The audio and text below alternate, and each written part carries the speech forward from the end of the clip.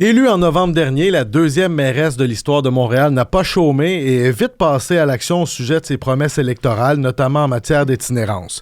Presque 100 jours après le début de son mandat, on la reçoit pas pour faire un bilan, mais pour voir comment ça se passe jusqu'ici, au-delà de ses crevaisons à cause des nids de poules. C'est un plaisir renouvelé de recevoir la chef d'Ensemble Montréal et notre mairesse Soraya Martinez-Ferrada. Bonsoir, Madame la mairesse. Bonsoir. Il y a toujours de l'action dans mon studio.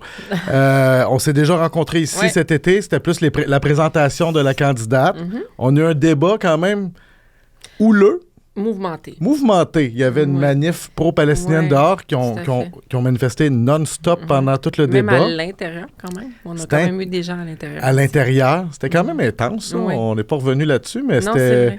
C'était le baptême de feu aussi pour un débat du genre. Je pense qu'il n'avait pas eu de... il y en avait eu, mais c'était vraiment... moi, je savais aussi en venant à ce débat que ça allait être un peu ça. Je ne vais pas te le cacher. J'étais préparée à ça dans ma tête. Je savais que c'était un peu ça. Mais c'est sûr que dans ce cas-ci, on avait 3 personnes devant nous qui étaient assis devant nous à nous regarder pendant tout le long et à me regarder pendant tout le long. Fait qu'il y avait quand même une intensité pendant une bonne heure, là. Ça a été quelque chose, Puis nous autres, on est zéro habitués de ça. Tu sais, juste vous faire sortir par l'arrière aussi. Il y avait comme, tu sais, il fallait quand même faire attention, penser à tout ça. Vous étiez bien entourés. Vous êtes partis un peu par la porte de derrière. Et là, tantôt, on n'avait pas d'électricité pendant jusqu'à peu près 10 minutes. Fait qu'on a failli. Là, je me disais, est-ce qu'il y a une malédiction? Mais non, je pense pas. Non, c'est ça. Moi, je vois pas de la malédiction, mais peut-être des défis. Oui, le défi, justement, c'était de vous faire connaître la première fois qu'on s'est vu. Je pense que cette mission-là est accomplie. Les gens vous... Comment ça se passe à date, cette notoriété de mairesse-là? Mais c'est drôle, parce que ça m'a surpris quand même. J'imagine. C'est... tu sais, je suis élue dimanche. Oui. Déjà, je te dirais, lundi, mardi, mercredi. Je l'ai vu en 3 jours. La tendance, la ligne, là, je l'ai vue comme ça. Là. C'est en 3 jours, là, grande différence. Faire arrêter sa rue, tout le monde vous parle. Tout le temps. Je me souviens, on était allé rapidement à la pharmacie. On était allé au Super C. Je n'avais rien. On était allé avec mon chum au Super C. Oui. C'était hallucinant. Là. Me faire arrêter aux 3 secondes, des photos. Puis je l'ai vu là, très, très vite que cette notoriété. En fait, ta vie publique est juste publique tout le temps. C'est là. C'est fini. C'est ça. Puis la vie de mon chum aussi, parce que, tu sais, on se cache pas. Je suis en couple avec quelqu'un, puis lui, il est présent. Il était présent durant ma campagne. Il est présent dans mes réseaux sociaux et tout. Fait que lui aussi. Oui. Tu sais, des couples racisés ensemble comme nous, il n'y en a pas tant que ça. Quand tu y penses. Dans une position publique de même. Publique, là. En tout cas, surtout la mienne. Ouais. Donc, même lui, il se fait reconnaître maintenant. C'est assez particulier. Ouais, d'ailleurs, j'ai des collègues qui se demandaient, là, je vais poser tout de suite ma question potin, mais là, votre chum, c'est-tu que... il a à peu près ma shape. Non, mais pour vrai, c'est-tu un bodybuilder ou un culturiste? Non, c'est quelqu'un qui a pris soin de lui toute sa vie. Visiblement. C'est un kinésiologue. Il a étudié pour faire ça. Finalement, il n'a pas fini son programme de kinésiologie. Il était réserviste pour les Carabins, il a joué au rugby pendant longtemps. C'est quelqu'un qui a toujours été en forme. C'est un entraîneur privé, il a fait ça aussi pendant longtemps. C'est quelqu'un qui a pris soin de lui toute sa vie. Là. Vous faites de la boxe? Non, moi j'ai fait de la boxe. Lui, il n'en a pas fait. Non, mais vous? Oui, j'en ai fait. Dans le passé? Oui, parce que là, où je suis, j'ai pas de gym de boxe. Puis maintenant, depuis que je suis avec Pascal, je m'entraîne beaucoup plus avec lui. Maintenant, depuis 4 ans. Fait que ça a l'air que les femmes en haut de 45 ans, il faut faire de la musculation. Ah oui? Oui, parce qu'on perd les muscles. Donc, il faut changer notre entraînement. Fait que je fais ça avec Pascal. Oui, mais c'est le fun, par osmose. Là, oui, je m'entraîne beaucoup avec lui. Oui, on s'entraîne beaucoup ensemble. Ça pour dire que vous ne pouvez pas puncher votre carte maintenant. Non, ça n'existe pas. Ben, vous n'étiez pas une nouvelle venue non plus. Vous étiez quand même ministre. Oui, mais les ministres... Tu demanderais aujourd'hui dans la rue qui est le ministre de, je sais pas moi, développement économique ou du tourisme, même immigration. Qui est ton ministre d'immigration fédéral? C'est vrai que c'est loin fédéral. C'est comme loin un peu. Ouais. Puis moi, j'étais députée de mon comté dans Hochelaga. Dans Hochelaga, j'étais connue. Là. Moi, les gens me connaissent dans Hochelaga. Mais au-delà d'Hochelaga, les gens, ils n'étaient pas au courant. Là, fait que non, c'est très différent. La notoriété n'est pas la même. Puis on dit souvent que la politique municipale, c'est le palier de la proximité. Fait que là, vous le voyez parler à tout le monde. Mais on a aussi des médias dédiés au municipal puis à Montréal. Ce qui fait une différence. Nous, quand on fait une conférence de presse, ça m'a aussi surpris la première fois. Puis j'avais dit à ma gang, je dis, tu vois, il va y avoir du monde qui va venir. Là. écoute, on avait une vingtaine de journalistes, puis en anglais et en français. Donc, la portée médiatique de la ville de Montréal, c'est assez surprenant. Je suis content que vous aviez du temps pour notre média international. Ça, c'est bien. Depuis votre élection, on sent que ça bouge. Vous avez d'abord fait pression en partant pour régler le conflit à l'STM. Tout juste avant une entente de principe. Je ne sais pas si ça a joué, mais disons que le timing était là. Oui. Vous avez fait une Patrice Roy de vous-même en allant aider les équipes des travaux publics à colmater les nids de poules. D'ailleurs, les nids de poules, vous avez harpogné des flats. On vous sent honnête quand même. Vous auriez pu pas mettre cette vidéo-là. Puis vous minimisez pas non plus l'ampleur de la tâche. Vous avez même dit, je vous cite, ça n'a pas d'allure. Et vous annoncez même que le pire s'en vient. Oui. C'est la méthode. Est-ce que c'est la méthode Ferrada? Ben, c'est la méthode d'être vrai. Oui. La méthode d'être authentique, même quand ça va pas bien. Tu peux pas juste être authentique ou espérer être authentique juste quand tu as des bonnes nouvelles à donner. Les gens t'ont pas élu pour ça. Les gens t'ont élu pour te faire confiance, puis de dire la vraie affaire quand c'est le moment. Puis hier, écoute, c'est pas arrangé. J'ai pogné un flash. Ah, ça avait l'air tout vrai. Oui. Tu sais, j'ai vraiment pogné un flash à la rue Notre-Dame. Moi, je suis retournée à la maison avec mon chum. J'étais même pas dans le véhicule de fonction. Tu sais, moi, je suis pas très... Quand je peux être dans mes affaires, je suis dans mes affaires. Puis quand mon chum, on est ensemble. J'ai pas besoin d'un véhicule de fonction. Fait qu'hier, on était dans notre char. Puis on a pogné un flat. C'est vrai. Fait que je pense que les gens s'attendent à cette authenticité. Puis de dire que oui, ça n'a pas d'allure. Puis leur dire que, ben oui, ça va être pire. Parce que le dégel, il s'en vient. Puis on le sait, à Montréal, là, on est habitué des nids de poules. On sait que ça arrive au mois d'avril-mai. Surtout avril, plus tard. Là, c'est arrivé tôt. Fait que je suis vrai quand je dis que ça va être pire. Puis là, moi, je m'organise pour le pire. Tu sais, je suis comme... Tu sais, en anglais, on dit « brace for impact ». Bien là, on est là. Le printemps s'en vient, puis il faut être prêt. Puis j'imagine qu'il n'y a pas 56 000 miracles qu'on peut faire avec les nids de poules. On a une météo qui n'a pas de bon sens. Gel, dégel. Fait que, tu sais, mais ce que j'aime, c'est que vous ne jetez pas l'autre administration devant le boss. Tu sais, vous n'êtes pas en train de... Ils sont plus là. Ils sont pas là. Oui, mais fait ça... Je peux bien essayer de me défiler sur une situation. Ils sont pas là. Fait que moi, je peux juste m'attaquer à la tâche là, maintenant, parce que moi, je suis là. Ben, ça fait changement, mettons. Tu as encore la CAQ qui reproche des affaires au PQ, puis ça fait longtemps. Vous avez déploré l'état lamentable de la machinerie qui sert à déneiger. Ça, par contre, il y a moyen de prévoir les coûts. On est quand même dans un... Bien, en fait, je pense que la Ville avait déjà commencé un certain processus en termes des changements d'équipement. Mais c'est sûr qu'il y a un travail à faire sur c'est quoi les besoins dans un arrondissement. La Ville de Montréal est complexe parce qu'on a 19 arrondissements. C'est comme 19 villes dans une ville. C'est une confédération de villes. Fait que moi, je m'assure qu'actuellement, je fais le tour de tous les arrondissements, savoir c'est quoi les besoins en équipement, qu'est-ce qui marche pas, qu'est-ce qui est ma responsabilité, puis qu'est-ce que moi, j'ai besoin pour livrer en termes de services centrales, qui sont les artériels qu'on appelle. Fait qu'on est un peu là-dedans, puis essayer de rendre ça plus simple. Puis il n'y a pas... On a beaucoup à Montréal parlé de centralisation puis décentraliser. Moi, je suis plus dans mutualiser. C'est-à-dire, comment on va être capable de se regrouper peut-être dans certains arrondissements puis de voir comment on peut s'entraider pour que ça soit plus facile à régler. Fait qu'on s'en vient avec quelques annonces pour l'urgence maintenant. Puis travailler sur le printemps, puis surtout l'hiver prochain. Dans une entrevue à Maxime Bergeron, c'est un chroniqueur à la presse, justement, vous faisiez référence à cette espèce de toile d'araignée-là. Je pense que ça vous a surpris quand même l'ampleur de la bureaucratie. Je ne veux pas vous prêter des mots, mais vous avez quand même un bagage en politique, mais de voir l'ampleur vous voulez peut-être dégraisser ça de 4000 postes ou 1000 postes d'ici 4 ans. C'est pire que vous croyez, que vous pensiez? Des adjoints d'adjoints, où je vous cite, là, mais il y a beaucoup de postes un peu superflus. Il y en a. C'est sûr qu'il y en a. Puis c'est sûr que, encore une fois, on est dans une structure de surgouvernance parce qu'on a 19 arrondissements. Maintenant, on est une ville complexe. C'est ça qu'on a dans les mains. C'est ce qu'on a eu comme le gouvernement du Québec, c'est ce qu'ils nous ont donné en 2005. Fait qu'il faut qu'on fasse avec. Fait que là, maintenant, c'est comment tu t'assures que ça fonctionne. Fait que moi, j'ai créé des choses qui n'existaient pas, qui étaient à la table des maires, par exemple. On a créé une table où on se parle pour administrer la ville ensemble. Puis on va espérer que ça marche. Ça brasse déjà un peu que les cols bleus qui ont fait irruption à l'Hôtel de Ville, l'adoption du premier budget, en scandant votre nom.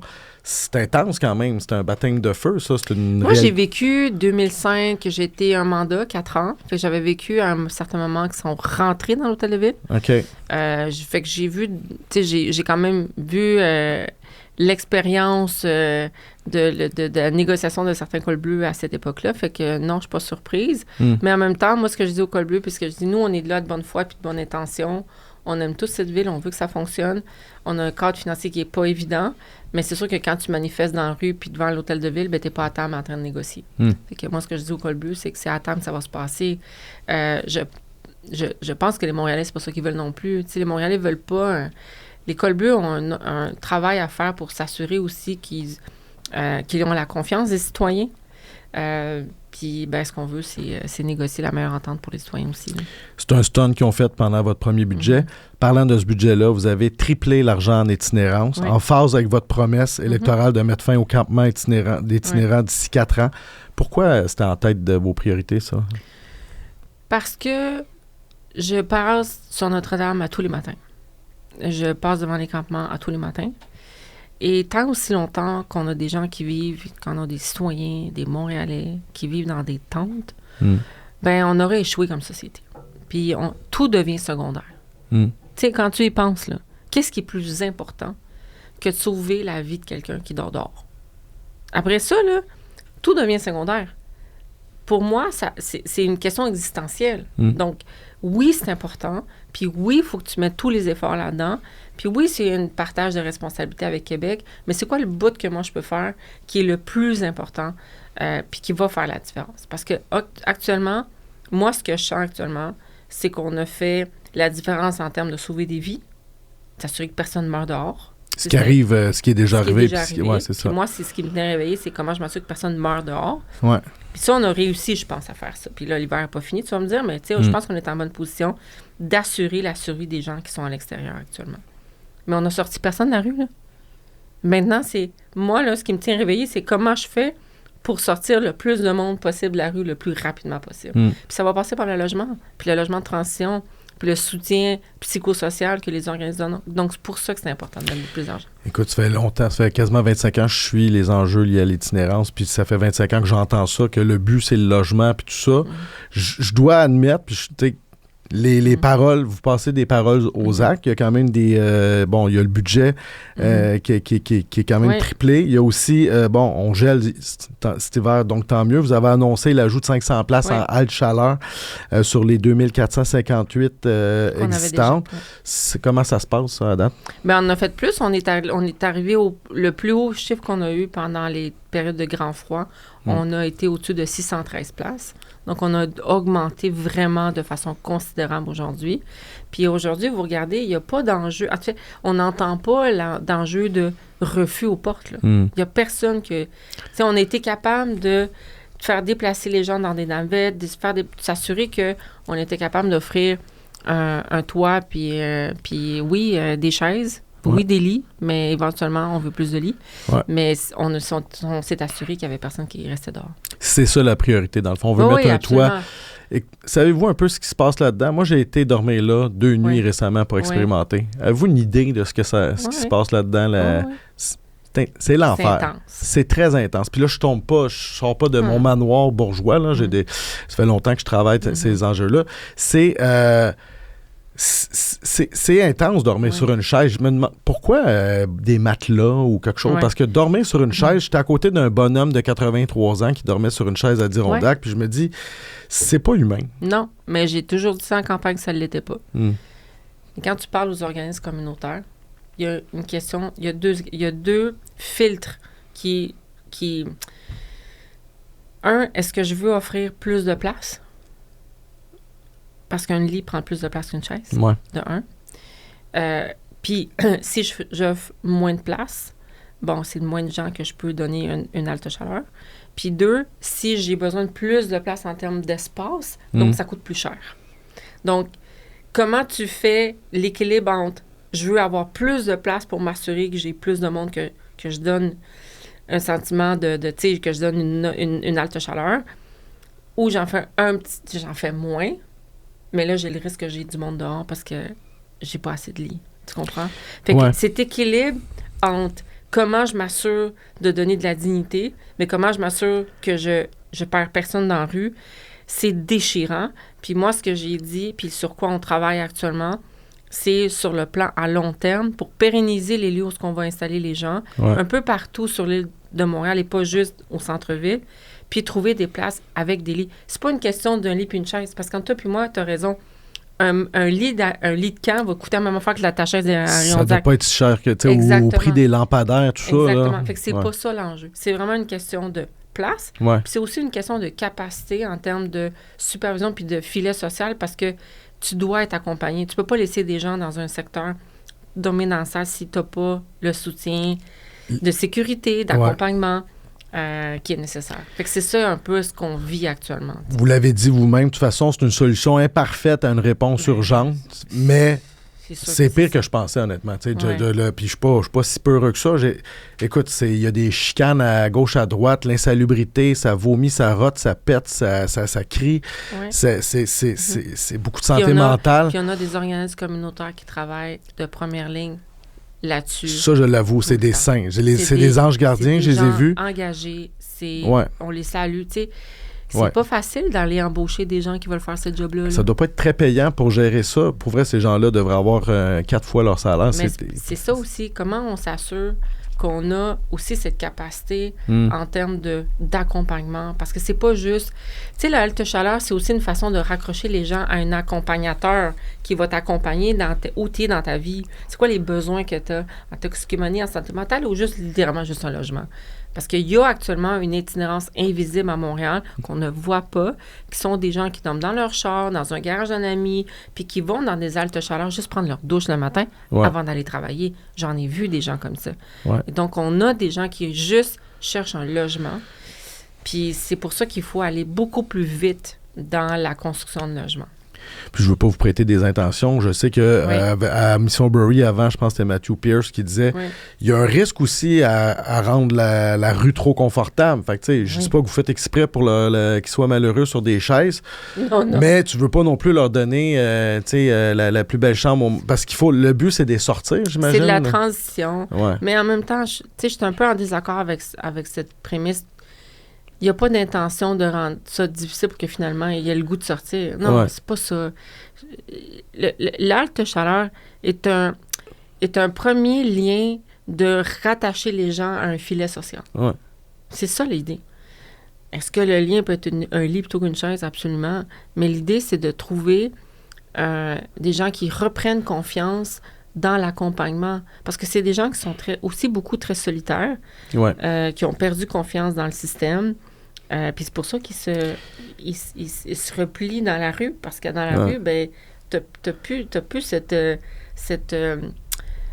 comment je pourrais dire, cet encadrement social qui... sont lâchés lousses, puis ils sont libres là-dedans. Oui. Puis, tu sais, je trouvais que dans les haltes, il y avait des règlements absurdes. Tu sais, je veux dire, tu peux dormir sur ta chaise, mais tu peux pas mettre tes pieds sur une autre chaise. Tu peux pas dormir à côté de ta chaise. Et là, il y a des intervenants. Et là, encore là, je dis que la plupart, c'était des soies.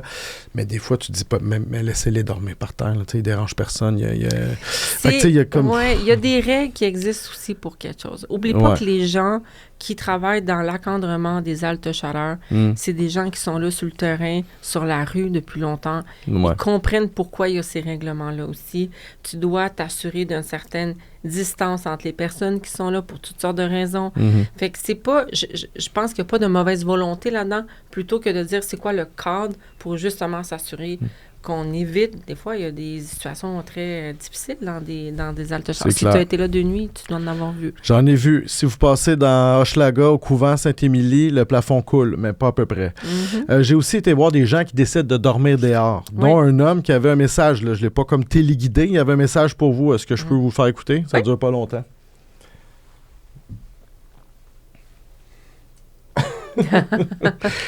On était comme... c'était comme tout orchestré. C'est celui-là, ouais. Ça sera pas long. Excusez. Ah, ben, il n'y a plus d'Internet. Ça va bien, notre affaire. Ah, bon. Attends un peu. Ben là, je l'avais, ça, quelque part. Je l'ai-tu ici sur mon... Je l'ai ici. Excusez, là, mon son est pas très bon.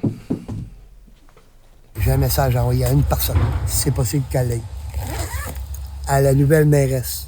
Madame la mairesse, la seule affaire qu'on nous demande, c'est prenez le temps de nous voir. Ne faites pas ce que Madame Plante a jamais fait. On n'est pas des sauvages. On peut jaser. On peut vous montrer, les installations qu'on fait, ces choses-là. Prenez le temps, s'il vous plaît. Mais ce que je vais te répondre à ça, c'est que je l'ai déjà faite, puis je l'ai jamais médiatisé. Parce que justement, je veux pas faire ça. Moi, je suis allée 2 fois sur le campement de Notre-Dame. OK. J'ai rencontré, d'ailleurs, je suis allée, j'ai amené de la bouffe, une quinzaine de repas. J'ai rencontré une quinzaine de tantes, et j'ai parlé à une quinzaine de personnes. Donc, j'ai été sur le terrain, j'étais allée les voir. J'étais allée au Cap-Saint-Barnabé, j'étais allée à Missionbury, j'étais allée m'asseoir dans le café de Missionbury. Fait que j'ai fait beaucoup de choses que j'ai pas voulu médiatiser. Avant ça, en campagne? Ben, au début. Au début? Ouais. Mais j'ai pas voulu le médiatiser. Pourquoi? Parce que je ne veux pas que ça soit perçu comme une volonté de politiser la misère humaine. De faire un show, là, tu sais, d'aller J'ai voir... pas de show à faire. Ouais. Je sais ce que... Je le sais. J'ai été députée d'Hochelaga. Je sais ce qui se passe en Notre-Dame. Ouais. J'ai visité les campements. J'ai visité Cap-Saint-Barnabé. Vous savez ce qui se passe dans le Cap-Saint-Barnabé, ces places-là. Ouais. Je sais ce qui se passe. J'ai pas besoin de montrer ça dans les médias. Je n'ai pas rencontré cette personne-là en particulier. Ouais. Puis ça va me faire plaisir d'aller le voir. Si tu me dis, il est où? On va aller le voir. Mais je pense que l'important, c'est que la responsabilité de adresser la crise d'itinérance, elle ne soit pas portée uniquement par la mairesse de Montréal, par la Ville de Montréal, mais par l'ensemble de la société. Ça inclut le privé, ça inclut le public, ça inclut le Québec, ça inclut le fédéral, ça inclut les médias qui informent de ce qu'on fait. C'est tout le monde, en fait. Tu sais, quand j'ai fait l'appel durant l'hiver, j'ai dit, vous savez, là, ça prend de la tolérance. Pas la tolérance, on tolère les gens dans la rue. Non, nous-mêmes, là, par rapport à nous. Parce que, tu sais, si quelqu'un va dans ta cour puis va pisser dans ta cour, on sait que c'est pas le fun. Ouais.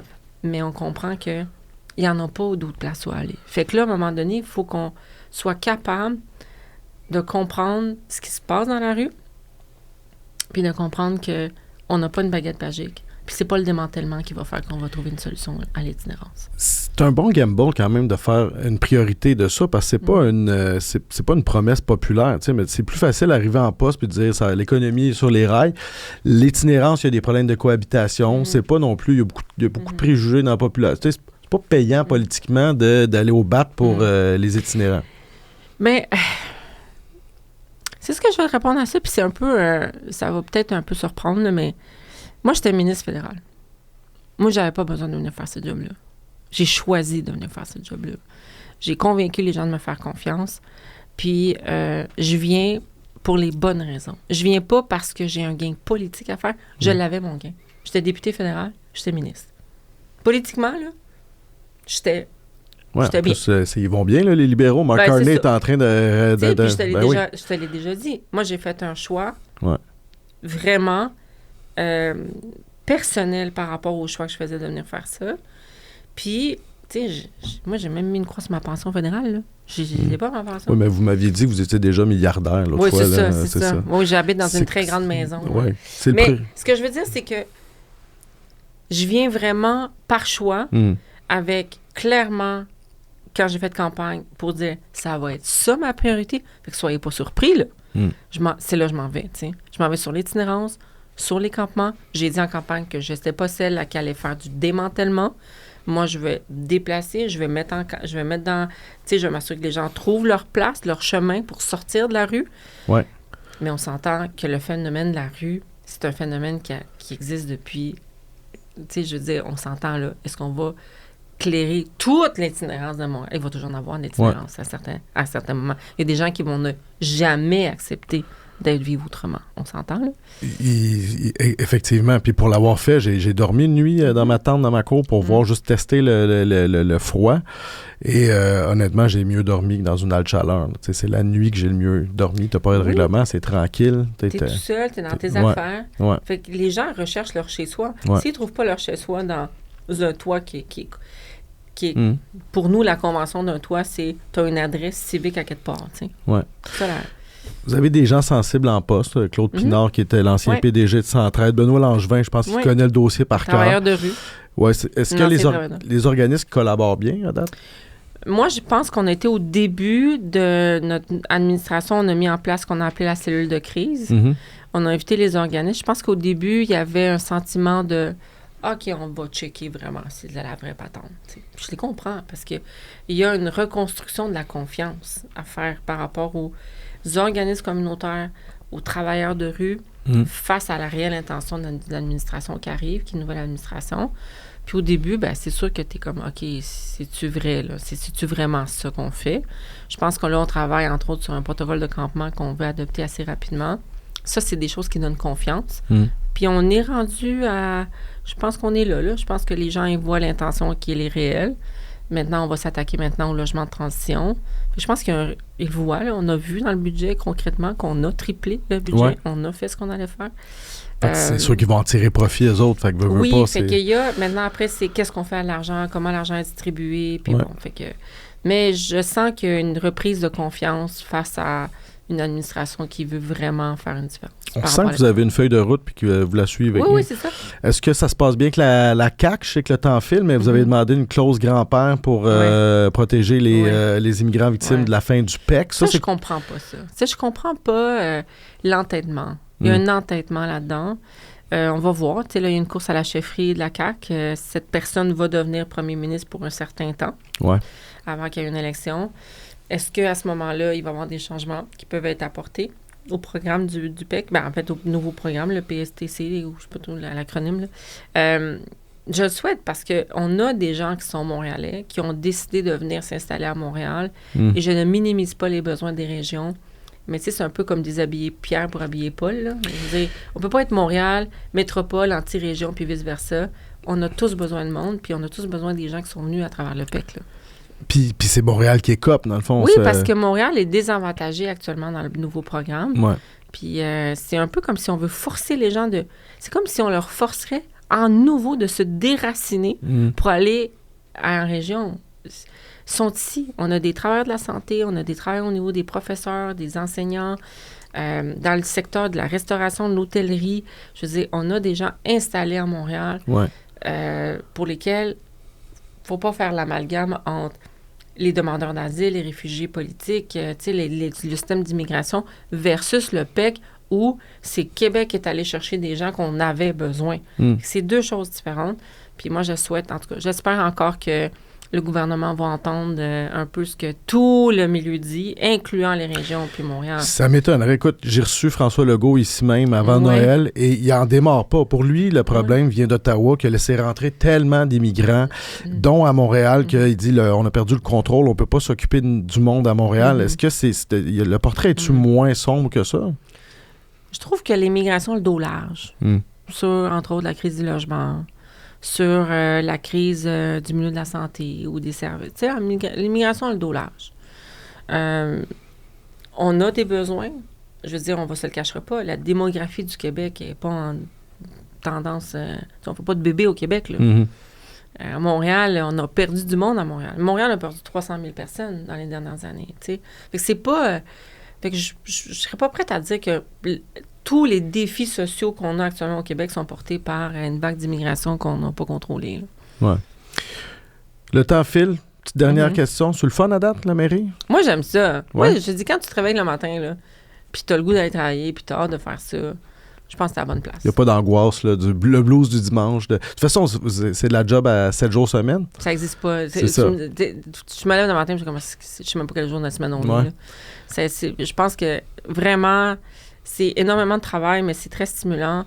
Tu as un pouvoir de faire qui est quand même réel. Je le vois au niveau de l'itinérance, on en parlait tantôt. Tu as vraiment un pouvoir de faire. Puis un pouvoir de représenter ta ville, de représenter ton monde, tes gens. Fait que quand tu fais ça, tu te trompes pas. Mm. Tu comprends?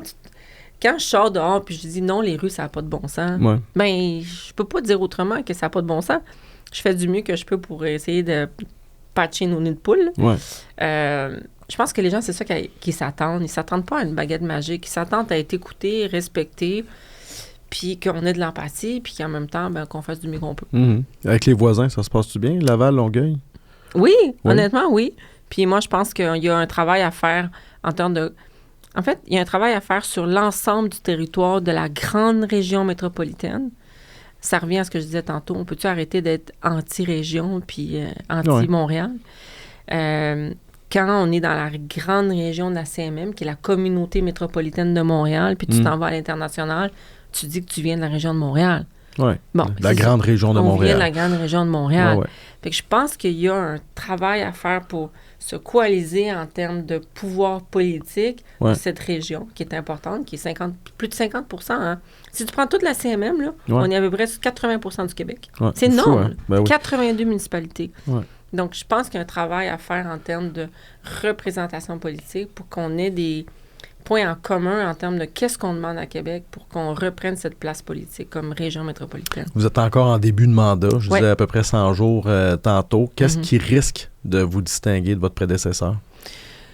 C'est qu'on avait une feuille de route sur 100 jours. Elle était publique.